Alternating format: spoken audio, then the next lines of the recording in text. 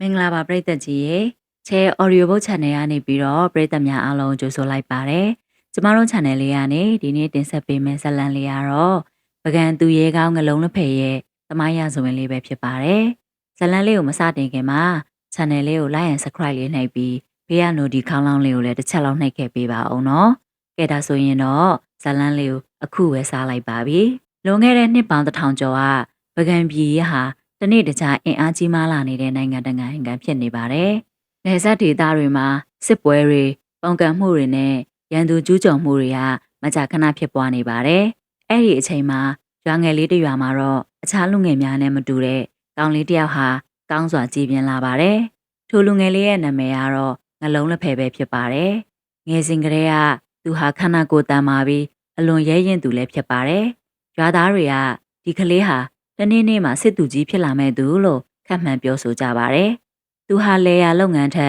်ဓာရေးလှန်ရင်းနဲ့ရင်းစည်းလေးကျင့်ခြင်းကိုပုံမစိတ်ဝင်စားပါတယ်။တစ်ပင်များကိုလှန်နဲ့ပြစ်ပြီးလေးကျင့်တယ်လို့တစ်သားဓာနဲ့တယောက်တည်းစစ်တိုက်တကယ်တော့နေ့စဉ်လေးကျင့်လေးလည်းရှိပါတယ်။ရွာအနီးကိုကြားဝင်လာတဲ့အခါလူအများထွက်ပြေးကြပေမဲ့ငလုံးလက်ဖယ်ကလက်နက်ကင်ကရွာသားတွေကိုကာကွယ်ပေးတယ်လေလို့ရိုးရတန်းနိုင်တွေမှာပြောဆိုကြပါတယ်။အဲ့ဒီအဖြစ်အပျက်ကသူ့ရဲ့တက်တီကိုလူအများတတိထားစေမိခဲ့ပါတယ်။ဒီနေ့မှာတော့ပကံဘရင်ရဲ့တပ်သားတွေဟာအင်အားကောင်းတဲ့လူငယ်တွေကိုရွေးချယ်ဖို့ရွာထဲကိုရောက်လာခဲ့ကြပါတယ်။နှလုံးလက်ဖယ်လည်းပါဝင်စမ်းသပ်ရာအခြားသူများမနိုင်တဲ့စမ်းသပ်ချက်တွေကိုတောင်လွယ်ကူစွာအောင်မြင်ခဲ့ပါတယ်။သူ့ရဲ့နာမည်ကတက်မှုတွေကတဆင့်နန်းတော်ကိုရောက်ရှိသွားပြီးမကြာမီမှာပဲဘရင်ရှိတော်ကိုခေါ်ယူခံရပါတော့တယ်။အဲ့ဒီနေရာနှလုံးလက်ဖယ်မသိသေးတာသူ့ရဲ့ဘဝဟာရွာသားလူငယ်တဦးမှပကံနိုင်ငံရဲ့အကျော်ကြားဆုံးသူရဲကောင်းတဦးဖြစ်လာပြီးပြောင်းလဲလာတော့မယ်ဆိုတဲ့အချက်ကိုသူမသိသေးတာပ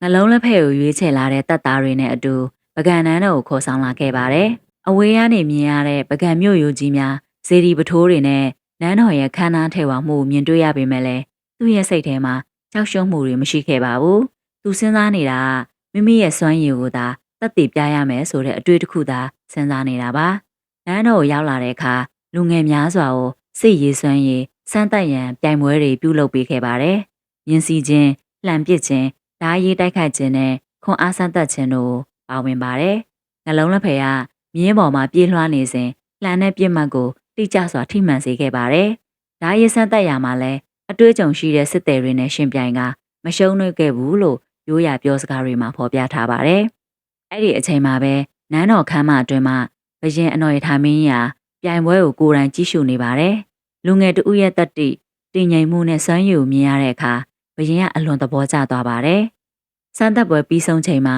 ဘရင်ကနှလုံးလက်ဖက်ကိုခေါ်ယူပြီးတိုင်းပြည်ကိုချစ်သလားလို့မေးတော်မူပါတယ်။နှလုံးလက်ဖက်ကခေါင်းကိုငုပ်ပြီးတော့အရှင်မင်းအသက်ကိုဆွန့်ရရင်တောင်မှတိုင်းပြည်နဲ့အရှင်မင်းအတွက်သစ္စာမပြတ်ပါဘူးလို့ရှောက်ထားပါတယ်လို့ရိုးရဒဏ္ဍာရီတွေမှာဆိုကြပါတယ်။ဘရင်ကအဲ့ဒီစကားကိုကြားလိုက်တဲ့အခါကျေနပ်စွာပြုံးပြီးတော့ယနေ့မှစပြီးတော့သင်ဟာပကံရဲ့စစ်တေတော်ဖြစ်တယ်။သင်ရဲ့တစ္ဆာနဲ့တတ္တိကိုနိုင်ငံတော်ကစောင့်ကြည့်မယ်လို့အမိန့်ချမှတ်ခဲ့တယ်လို့ဆိုကြပါတယ်။အဲ့ဒီနေ့မှစပြီးတော့နှလုံးလက်ဖယ်ဟာတာမန်ရွာသားတူဦးမဟုတ်တော့ပဲပကံတပ်မတော်ရဲ့စစ်တေတူဦးဖြစ်လာခဲ့ပါတယ်။နေ့စဉ်စစ်ပညာတွေကိုလေ့ကျင့်ရင်အတွေ့အကြုံရင်စစ်သူကြီးများထံမှဗျူဟာများကိုလည်းသင်ယူခဲ့ပါတယ်။အချိန်တိုအတွင်းမှာပဲသူ့ရဲ့ထူးချွန်မှုကြောင့်တပ်ဖွဲ့တစ်ခုလုံးရဲ့ယုံကြည်လေးစားမှုကိုရရှိလာခဲ့ပါတယ်။သို့တော်ငလုံးလက်ဖက်ကိုနာမည်ကျော်စေတဲ့အဖြစ်အပျက်ကအခုမှစတင်တာပါ။နေဆက်ဒေသမှာပုံကံမှုတစ်ခုပေါ်ပေါက်လာပြီးတော့ပကံစစ်တပ်ကိုချီတက်စေခဲ့ပါတယ်။ထိုစစ်ပွဲဟာငလုံးလက်ဖက်ရဲ့တတိနဲ့တစ္ဆာကိုတနိုင်ငံလုံးသိရှိသွားစေတဲ့စစ်ပွဲဖြစ်လာခဲ့ပါတယ်။ဒီနေ့မှာတော့ပကံနိုင်ငံရဲ့နေဆက်ဒေသတစ်ခုမှာပုံကံမှုကြီးတစ်ခုဖြစ်ပွားခဲ့ပါတယ်။အချို့မြို့သားတွေကဘရင်ရဲ့အာဏာကိုမလိုက်နာတော့ပဲလက်နက်ကင်တပ်ဖွဲ့များစုစည်းလာကြပါတယ်။အနော်ရထားမင်းကြီးကထိုပုံကံမှုကိုငြိမ်းချမ်းစေရန်စစ်တပ်ကိုဆေလွတ်ရန်အမိန့်တော်ချမှတ်လိုက်ပါတယ်။နှလုံးလက်ဖယ်ကလည်းထိုစစ်တပ်ထဲမှာပါဝင်ခွင့်ရခဲ့ပါတယ်။စစ်တပ်ကမြင်းခွာတံများတုံဟီးပြီးနေဆက်ကိုချီတက်လာပါတယ်။လမ်းတစ်လျှောက်လဲရွာသူရွာသားတွေကစစ်သည်တွေကိုဆုတောင်းပေးကြပါတယ်။နှလုံးလက်ဖယ်ကတော့ဓားလက်ကင်ကိုတင်းဆုပ်ထားပြီးတော့ဒီနေ့ဟာငါရဲ့တစ္ဆာကိုသက်သေပြရမယ်နေ့ပဲလို့မိမိစိတ်ထဲမှာပြောနေခဲ့ပါတယ်။စစ်မြေပြင်ကိုရောက်တဲ့အခါရန်သူတပ်အင်အားတွေကအများကြီးနဲ့စောက်ဆိုင်နေပါတယ်။လှန်တွေဓားတွေ မြားတွေကနေရအောက်မှာတောက်ပနေပါတယ်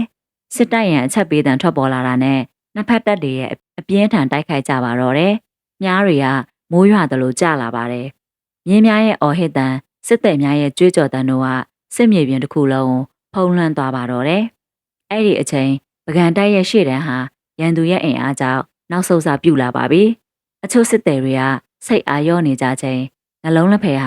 မြင်းပေါ်မှာဓာတ်ကိုကင်မြောက်ပြီးတော့ပကံအတွက်အရှင်မင်းအတွက်နောက်မဆုတ်ကြနဲ့လို့ဟစ်ကြွေးလိုက်ပါတယ်အဲ့ဒီနောက်သူဟာရန်သူတပ်အလေကိုမကြောက်မရွံ့ထိုးဖောက်ဝင်ရောက်သွားပါတယ်သူ့ရဲ့ရဲစွမ်းသက်သေးကြောင့်နောက်မှပကံစစ်သည်တွေလည်းအားတက်လာကြပြီးတော့အားလုံးတပြိုင်တည်းလိုက်လံတိုက်ခိုက်ကြပါတော့တယ်စစ်ပွဲရဲ့အခြေအနေဟာတဖြည်းဖြည်းပြောင်းလဲလာပါတယ်စစ်ပွဲပြီးဆုံးသွားတဲ့အခါမှာတော့ပကံတပ်ကအောင်ပွဲရရှိခဲ့ပါတယ်တပ်မှုတွေကငလုံးလက်ဖက်ရဲ့တပ်တွေကိုအံ့ဩချီးကျူးကြပါတယ်ဒီတဲ့င်းကပကံတန်းတော်ကိုရောက်ရှိသွားပြီးနောက်အနော်ထိုင်မင်းရလည်းဒီလူငယ်ဟာတာမန်စစ်သည်မဟုတ်တော့ဘူးပကံကိုအားကိုးရမယ်သူရဲကောင်းတယောက်ဖြစ်လာပြီလို့ချီးမွမ်းတော်မူတယ်လို့ရိုးရအစင်လာတွေမှာဆိုကြပါတယ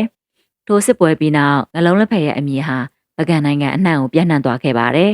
သူ့ကိုစောက်ကြိုနေတဲ့စမ်းသပ်မှုမှာအခုထက်ပင်ပုံမပြင်းထန်နေပါတယ်နောက်တစ်ချိန်မှာတော့သူဟာပကံဘရင်ရဲ့အသက်ကိုပင်ကာကွယ်ရတဲ့အခြေအနေတစ်ခုနဲ့ရင်ဆိုင်ရပါတော့တယ်။ဒီနေ့မှာတော့အနော်ထိုင်မင်းကြီးဟာရှေ့တန်းတပ်များကိုယ်တိုင်စစ်ဆေးရန်နေဆက်ဒေသတစ်ခုကိုကြွားရောက်တော်မူပါတယ်။ဘရင်ရဲ့အနီးမှာတစ္ဆာရှိဆုံးစစ်တပ်များသာလိုက်ပါခွင့်ရပြီးတော့နှလုံးလက်ဖက်လည်းထို့အဖွဲ့ထဲမှာပါဝင်ခဲ့ပါတယ်။တောတောင်များကိုဖျက်တမ်းလာစဉ်ရုတ်တရက်တောင်ဆောင်ပေါ်ကမြားမိုးတစ်ခုရွာချလိုက်ပါတယ်။ရန်သူတွေကချောင်းမြောင်းတိုက်ခိုက်နေကြခြင်းပါ။မြင်းများလမ်းဖြန့်ပြီးတော့စစ်သည်တွေအကာအကွယ်ရှာနေချိန်မှာမြားတစ်စင်းကဘရင်ရှိရာကိုအရှိန်ပြင်းစွာပြန်တန်းလာပါတယ်။အဲ့ဒီအခိုက်အတန့်မှာပဲနှလုံးလက်ဖက်ဟာမဆိုင်မတော့ပဲမြင်းကိုရှေ့တိုးမောင်းနှင်ကဘရင်ရဲ့ရှေ့မှာကိုဖြစ်ကာစီးလိုက်တယ်လို့ရိုးရတန်းနိုင်တွေမှာဆိုကြပါတယ်။မြားကသူ့ရဲ့လက်မောင်းကိုထိမှန်သွားပေမဲ့လည်းနှလုံးလက်ဖက်ကနာကျင်မှုကိုလစ်လျူရှုကဓာတ်ကိုဆွဲထုတ်ပြီးအရှင်မင်းကြီးကိုဘယ်သူမှမထိခိုက်စေရဘူးလို့ကြွေးကြော်ကရန်သူတွေစီကိုပြေးဝင်သွားပါတယ်။နှလုံးလက်ဖက်ရဲ့ရွေးဆန်းသက်တည်ကိုမြင်တဲ့ပကံစစ်သည်များကလည်းစိတ်တက်ကြွလာပြီးတံပြန်တိုက်ခိုက်ကြပါတယ်။ခဏကြာမှတော့ချောင်းမြောင်းတိုက်ခိုက်လာတဲ့ရန်သူတွေမှာအရေးနှိမ်ပြီးတော့ဆုတ်ခွာသွားခဲ့ရပါတယ်။စစ်ပွဲပြီးဆုံးချိန်မှာအနော်ထိုင်မင်းကြီးဟာဒဏ်ရာရနေတဲ့ငလုံးလက်ဖက်ကိုကြည့်ပြီးအလွန်စိတ်ထိခိုက်တော်မူပါတယ်။တိုင်းပြည်ကိုကာကွယ်နိုင်တာထက်ဘရင်အပေါ်တစ္ဆာရှိသူကိုရှာဖို့ကပိုခက်တယ်။သင်ဟာငါရဲ့အားအကိုးရဆုံးစစ်သည်တော်ပဲဆိုပြီးချီးကျူးတော်မော်တယ်လို့အစဉ်အလာပြောဆိုစကားတွေမှာဖော်ပြထားပါတယ်။အဲ့ဒီချိန်ကစပြီးတော့ငလုံးလက်ဖက်ရဲ့နာမည်ဟာပကံတပြည်လုံးမှာတစ္ဆာအရှိဆုံးသူရဲကောင်းဖြစ်ပုံမိုကြော်ကြားလာခဲ့ပါတော့တယ်။စစ်သည်အစ်တွေကလည်းသူ့ကိုစံနမူနာထားကတစ္ဆာရဲစွမ်းတတိနဲ့အနစ်နာခံစိတ်တို့ကိုသင်ယူကြပါတယ်။တို့ရမှာနှလုံးလက်ဖက်ရဲ့ဘဝမှာအကြီးမားဆုံးစမ်းသပ်မှုကိုမရောက်သေးပါဘူး။ပကံနိုင်ငံရဲ့အနာဂတ်ကိုအဆုံးဖြတ်ပေးမဲ့စစ်ပွဲကြီးတစ်ခုကသူ့ကိုစောင့်မျှော်နေခဲ့ပါတယ်။နှလုံးလက်ဖက်ရဲ့တတိတဲ့ဟာပကံနိုင်ငံတဝန်းလုံးကိုပြန့်နှံ့သွားပြီးနောက်အနော်ထိုင်မင်းကြီးဟာပကံနိုင်ငံကိုပုံမခိုင်မာစေရန်နေမြေတွေကိုစီးလုံးအောင်ဆောင်ရွက်ခဲ့ပါတယ်။အဲ့ဒီအချိန်မှာပဲနေဆက်ဒေသအချို့မှာပုံကံမှုတွေနဲ့တိုက်ပွဲများဆက်လက်ဖြစ်ပွားနေစေဖြစ်ပါတယ်။ဒါကြောင့်ပကံစစ်တပ်တွေကထပ်မံချီတက်ရပြန်ပါတယ်။စစ်မထွက်မီနှလုံးလက်ဖက်ဟာမိမိတပ်သားတွေကိုကြည့်ပြီးတော့ဒီနေ့ငါတို့တိုက်မှာကကြော်ကြားဖို့မဟုတ်ဘူး။ကို့မြေကို့ပြည်သူတွေငြိမ်းချမ်းဖို့တိုက်ကြမှာဖြစ်တယ်လို့အားပေးစကားပြောခဲ့တယ်လို့ရိုးရပုံမြင်တွေမှာဆိုကြပါတယ်။စစ်မြေပြင်ကိုရောက်တဲ့အခါရန်သူဘက်ကအင်အားအလွန်များနေပါတယ်။ပကံတပ်ဟာခဏတာခက်ခဲနဲ့ရင်ဆိုင်ခဲ့ရပါတယ်။အဲ့ဒီအချိန်မှာငလုံးလက်ဖက်ကမြေပြင်အခြေအနေကိုအကဲခတ်ပြီးရန်သူရဲ့အားနည်းချက်ကိုတွေးရှုလိုက်ပါတယ်။သူဟာတပ်ငယ်တူဦးဆောင်ကတောင်ကြားလမ်းမှလျှို့ဝှက်ပတ်ဝင်ပြီးရန်သူရဲ့နောက်တန်းကိုတိုက်ခိုက်လိုက်ပါတယ်။ရုတ်တရက်ဖြစ်ပေါ်လာတဲ့ထိုတိုက်ခိုက်မှုကြောင့်ရန်သူတပ်ဟာအစီအစဉ်ပြတ်ပြီးတော့ရှေ့တန်းနဲ့နောက်တန်းအဆက်အသွယ်ပြတ်တောက်သွားပါတယ်။အနော်ထိုင်မင်းကထိုခွင့်ရကိုလက်လွတ်မခံပဲအဓိကတပ်ကြီးကိုဦးဆောင်ပြီးရှေ့မှဖိအားပေးတိုက်ခိုက်လိုက်ပါတယ်။မကြာမီမှာပဲစစ်ပွဲဟာပကံဘက်မှအောင်ပွဲတွေရရှိသွားခဲ့ပါတယ်။အောင်ပွဲရသွားပြီးနောက်ဘရင်ဟာနှလုံးလက်ဖက်ကိုနန်းတော်ကိုခေါ်ယူပြီးတော့စစ်သူကြီးတွေရှေ့မှာပဲချီးကျူးတော်မူပါတယ်။တတိတစ်ခုနဲ့သူရဲကောင်းမဖြစ်နိုင်ဘူး။ဉာဏ်ပညာသစ္စာနဲ့အနစ်နာခံစိတ်ရှိမှသူရဲကောင်းအစ်စ်ဖြစ်တယ်။နှလုံးလက်ဖက်ကအဲ့ဒီအရေးချင်းတွေအားလုံးပိုင်ဆိုင်ထားတဲ့သူပဲ။ထိုစကားတွေကြောင့်နန်းတော်မှာရှိတဲ့စစ်သူကြီးတွေနဲ့စစ်သည်များကနှလုံးလက်ဖက်ကိုပုံမိုလေးစားလာကြပါတယ်။ဒါပေမဲ့ အောင်ပွဲရပြီးတိုင်းငလုံးလက်ဖယ်ဟာမိမိကိုယ်ကိုဘယ်တော့မှမဝင်ကြွားခဲ့ပါဘူး။သူကအောင်ပွဲဆိုတာလူတစ်ယောက်တည်းရဲ့စွမ်းရည်မဟုတ်ဘူး။တတ်တာအားလုံးရဲ့တတိနဲ့စီလုံးမှုကြောင့်ရလာတာပဲလို့အမြဲပြောလို့ရှိပါတယ်။အဲ့ဒီစိတ်ဓာတ်ကြောင့်ငလုံးလက်ဖယ်ဟာစစ်သူကြီးတူဦးသားမကစစ်သည်များရဲ့လေးစားအားကြမှုကိုရရှိတဲ့ခေါင်းဆောင်တူဖြစ်လာခဲ့ပါတယ်။ပကံနိုင်ငံဟာနော်ရထိုင်မင်းကြီးရဲ့အုပ်ချုပ်မှုအောက်မှာတနေ့တခြားတည်ငြိမ်အေးချမ်းလာပြီးစစ်ပွဲများရော့နေလာသလိုနိုင်ငံအနှံ့ဖျားစီဒီများတိဆောက်ခြင်းသာသနာပြုလုပ်ငန်းများကိုလည်းအားပေးဆောင်ရွက်လာခဲ့ပါတယ်။အဲ့ဒီအချိန်မှာငလုံးလက်ဖက်ဟာစစ်မြေပြင်တွင်သာမကလူငယ်စစ်သည်တွေကိုစစ်ပညာနဲ့သစ္စာတရားသင်ကြားပေးတဲ့အကြီးအကဲတူဖြစ်လာခဲ့ပါတယ်။စစ်သည်အသစ်တွေကိုသူအမြဲပြောလေးရှိတဲ့စကားတစ်ခွန်းဓားကင်နာထက်စိတ်ကိုထိမ့်တက်တာကပိုခက်တယ်။တတိဆိုတာဒေါသမဟုတ်ဘူး။ကိုပြည်သူကိုကာကွယ်ဖို့ရက်တည်ရဲတဲ့စိတ်ဓာတ်ပဲ။ထိုစကားတွေကြောင့်စစ်သည်တွေကနှလုံးလက်ဖက်ကိုကြောက်ရွံ့ရတဲ့စစ်သူကြီးဖြစ်တာမမြင်တော့ပဲလေးစားရတဲ့ဆရာတူဖြစ်လဲမြင်လာကြပါတယ်။နှစ်တွေကြာလာတာနဲ့အမျှနှလုံးလက်ဖက်ရဲ့စပင်များဖြူလာပေမဲ့လည်းသူ့ရဲ့သစ္စာနဲ့ရွေးစမ်းသက်တည်မှာရော့မသွားခဲ့ပါဘူး။တနေ့မှာတော့နော်ရထိုင်မင်းကြီးကသူ့ကိုနန်းတော်ကိုခေါ်တော်မူပြီးသင်ဟာငါရဲ့စစ်သူကြီးတယောက်ထပ်ပို့တယ်။ပကံနိုင်ငံရဲ့သစ္စာတရားကိုစားပြုတဲ့သူဖြစ်တယ်လို့ချီးကျူးတော်မူပါတယ်။နှလုံးလက်ဖက်ကလည်းခေါင်းကိုငုပ်ပြီးတော့အရှင်မင်းကြီးကျွန်တော်လှုပ်ခဲ့သမျှဟာကိုတာဝန်ကိုကြေပွန်အောင်လှုပ်ခဲ့တာသာဖြစ်ပါတယ်လို့ပြန်လည်လျှောက်ထားခဲ့ပါတယ်။အချိန်ကာလတွေကုန်လွန်သွားပြီးနောက်နှလုံးလက်ဖက်ဟာသမိုင်းမှတ်တမ်းတွေထဲကတဖြည်းဖြည်းပျောက်ကွယ်သွားပါတယ်